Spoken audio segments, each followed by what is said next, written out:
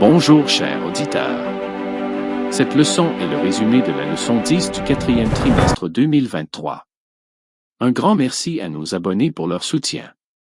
Si c'est la première fois que vous regardez cette chaîne, abonnez-vous et cliquez sur l'icône du pouce levé pour aimer cette vidéo afin d'être averti lorsqu'une nouvelle vidéo est publiée. Le sujet de cette leçon. La mission auprès des non-atteints. Partie 1. Prions. Notre Père qui est aux cieux. Merci pour cette leçon. Aide-nous à la comprendre. Seigneur, aide-nous à mettre en pratique ce que nous apprenons. Au nom de Jésus, nous te prions. Amen. Notre texte clé se trouve dans les Actes des Apôtres, chapitre 17, verset 24. Le Dieu qui a fait le monde et tout ce qu'il contient est le Seigneur du ciel et de la terre et n'habite pas dans des temples construits par la main de l'homme. Chers auditeurs, Luc nous raconte le travail de Paul à Athènes, en Grèce.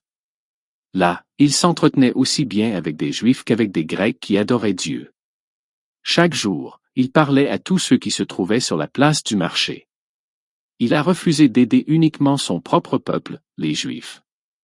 Dieu a envoyé Paul pour aider à sauver d'autres peuples. Paul a également refusé de travailler uniquement avec des non-Juifs qui acceptaient Dieu. Il connaissait déjà certaines vérités bibliques, même s'il ne connaissait pas Jésus. Leur foi et leur connaissance de Dieu ont facilité le travail de Paul. Pendant son séjour à Athènes, Paul a essayé de prêcher Jésus aux gens.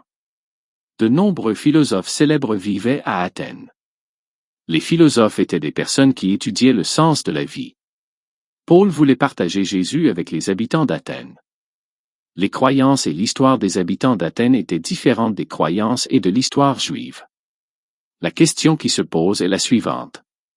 Comment Paul a-t-il essayé de partager Jésus avec ces gens? Que pouvons-nous apprendre de son histoire? Dans cette leçon, nous aborderons les points suivants. Nouveaux domaines pour la mission, de nouvelles façons de penser. De nouvelles façons de prêcher. Comment évangéliser les non-chrétiens, trouver un terrain d'entente. Adapter notre discours. Et présenter le Christ. Point numéro 1. De nouveaux champs de mission. Nouvelles façons de penser. Comme Paul les attendait à Athènes, il fut très affligé de voir que la ville était remplie d'idoles. Acte 17 verset 16. Lorsque Paul était à Athènes, il fut bouleversé de voir que la ville était remplie de statues de Dieu. Paul connaissait bien l'histoire de son peuple. Dieu a averti les Juifs à plusieurs reprises de cesser d'adorer des statues. Les erreurs d'Israël dérangeaient Paul. C'est pourquoi toutes les statues que Paul a vues à Athènes l'ont également bouleversé. Le cœur de Paul était rempli d'amour pour les habitants d'Athènes. Paul voulait aider les Athéniens à connaître Jésus.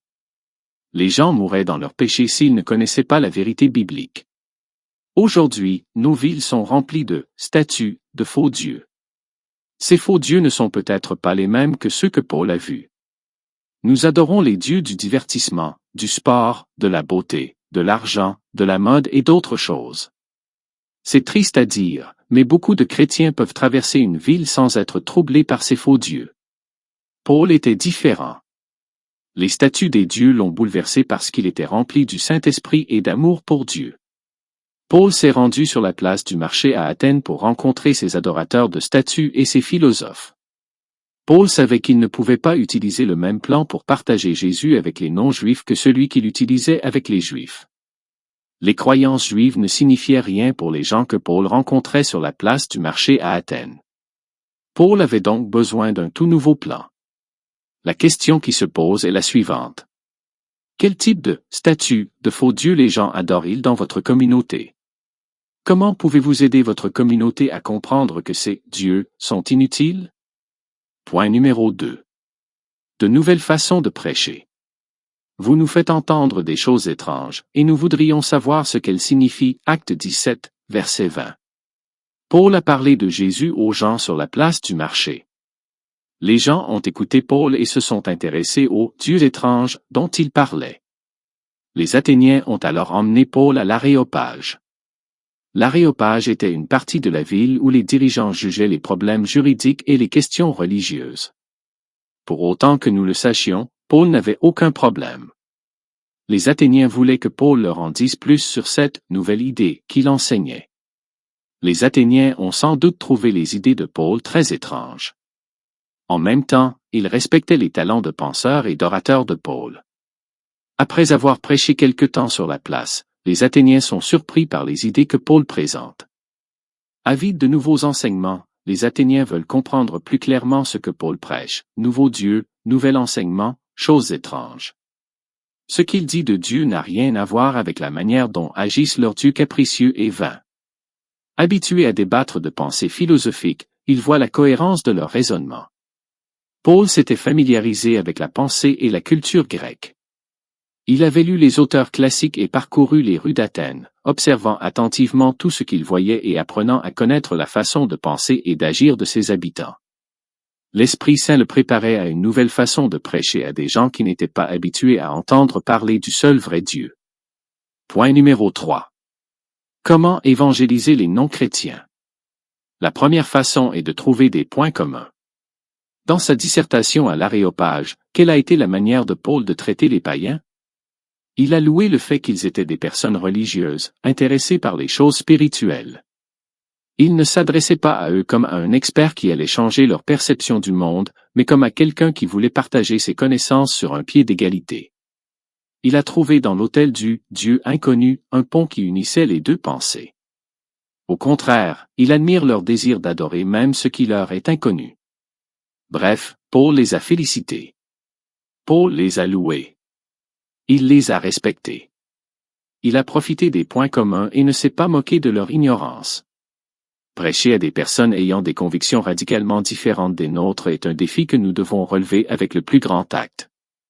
Avec tout le respect qui leur est dû, nous devons chercher les points sur lesquels nos interlocuteurs peuvent être loués, voire admirés, et ceux qui sont communs avec notre façon de penser ou d'agir.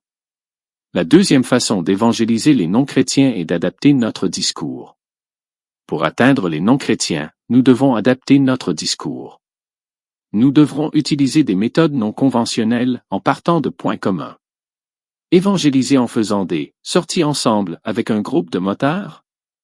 Parler de Jésus en s'inspirant d'un film? Accepter que mes auditeurs adorent une multitude de dieux et leur parler de l'un d'entre eux pour arriver à Jésus? Ce ne sont pas les discours que nous nous attendons à entendre dans une église traditionnelle ou en parlant avec des chrétiens d'autres confessions. Nous devons parler aux autres de ce qu'ils savent, et non de ce que nous sommes les seuls à savoir. La création est le point commun que Paul a utilisé. Il a présenté le Dieu créateur et s'est même référé à des poètes grecs pour renforcer sa pensée. Une fois qu'il a capté leur attention, il leur lance un appel auquel ils peuvent maintenant répondre, « Cherchez Dieu ». Paul utilise quelques citations célèbres d'auteurs grecs dans son sermon au peuple athénien. Ces auteurs grecs disent des choses qui correspondent aux vérités de la Bible. Paul utilise ces citations pour aider les Athéniens à comprendre les enseignements qu'il leur donne sur Dieu. Nous pouvons tirer une leçon importante de Paul. Lorsque nous essayons d'enseigner Jésus aux gens, nous devons nous renseigner sur leurs croyances. Ensuite, nous pouvons trouver des idées sur lesquelles nous sommes tous deux d'accord. En suivant ce plan, nous apprendrons un moyen efficace d'enseigner Jésus à d'autres personnes. Point numéro 4. Présenter le Christ. Car il a fixé un jour où il jugera le monde avec justice, par l'homme qu'il a désigné. Il en a donné la preuve à tous en le ressuscitant d'entre les morts. Acte 17, verset 31. Tôt ou tard, le moment est venu de passer d'un terrain d'entente à de nouveaux enseignements. En effet, nous ne parvenons à rien en parlant toujours de points communs.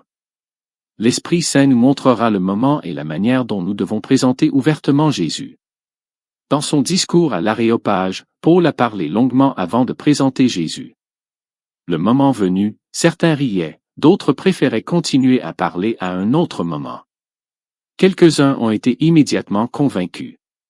Tout le monde a entendu la même chose, mais tout le monde n'a pas réagi de la même manière. Notre responsabilité est de présenter Jésus de la manière la plus appropriée. Le résultat dépendra du cœur de chaque auditeur. Chers auditeurs, le défi de cette semaine est le suivant.